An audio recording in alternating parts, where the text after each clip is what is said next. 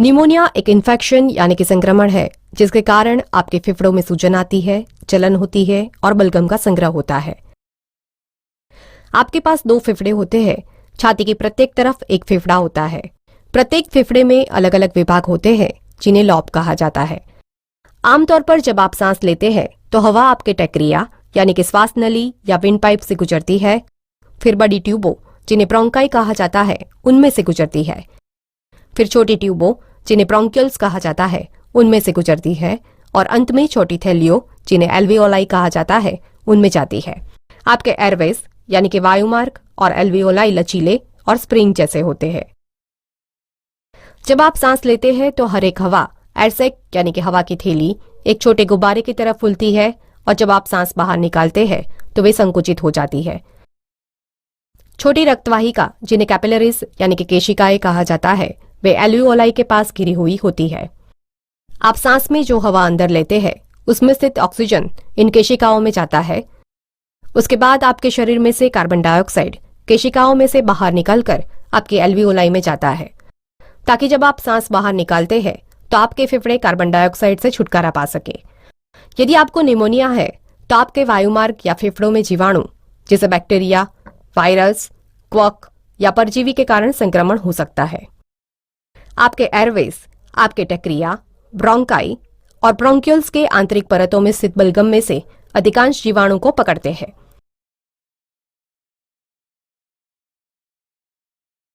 इन नलियों की भीतरी दीवार में स्थित बाल की तरह दिखने वाली सीलिया लगातार बलगम और जीवाणु के आपके वायुमार्ग से बाहर धकेलती है, जहां से आप उन्हें खांसी के द्वारा बाहर निकाल सकते हैं।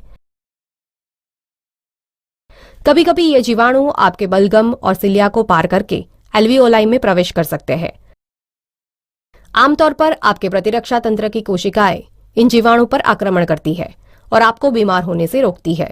हालांकि यदि प्रतिरक्षा प्रणाली उम्र, बीमारी या थकान के कारण कमजोर हो गई है तो जिन्हें निमोनिया हो सके वैसे रोगाणु आपकी प्रतिरक्षा प्रणाली की कोशिकाओं को अपना काम ठीक से नहीं करने देते और बढ़ने लगते हैं।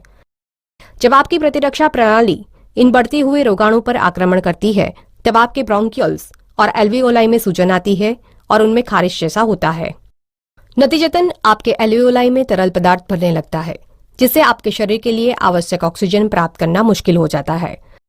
यदि आपको लोबर निमोनिया हुआ है तो आपके फेफड़ों का एक लोब प्रभावित होता है। यदि आपको ब्रोंकोनिमोनिया यानी कि श्वास नली का निमोनिया हुआ है तो आपके फेफड़ों के कई हिस्से प्रभावित होते हैं। निमोनिया के कारण निम्नलिखित लक्षण हो सकते हैं: सांस लेने में कठिनाई होना, छाती में दर्द होना, खांसी आना, बुखार आना और ठंड लगना, उलझन होनी, सिर में दर्द होना, मांसपेशियों में दर्द होना और थकान लगना। निमोनिया के कारण गंभीर जटिलताएं हो सकती है। रेस्पिरेटरी फेल्योर यानी कि श्वसन प्रणाली की विफलता तब होती है जब आपके लिए सांस लेना इतना मुश्किल हो जाता है कि आपको सांस लेने में मदद करने के लिए एक वेंटिलेटर नाम के मशीन की आवश्यकता पड़ सकती है। सेप्सिस यानी कि एक प्रकार की सड़न तब होती है जब बैक्टीरिया जिनमें निमोनिया होता है वे आपके रक्त प्रवाह में मिल जाते हैं, जहां से वे अन्य अंगों को संक्रमित करने के लिए यात्रा कर सकते हैं। निमोनिया के कुछ मामलों में आपके फेफड़ों में बड़ी मात्रा में तरल पदार्थ या मवाद इकट्ठा होता है, जिसे एब्सेस यानी कि फोड़ा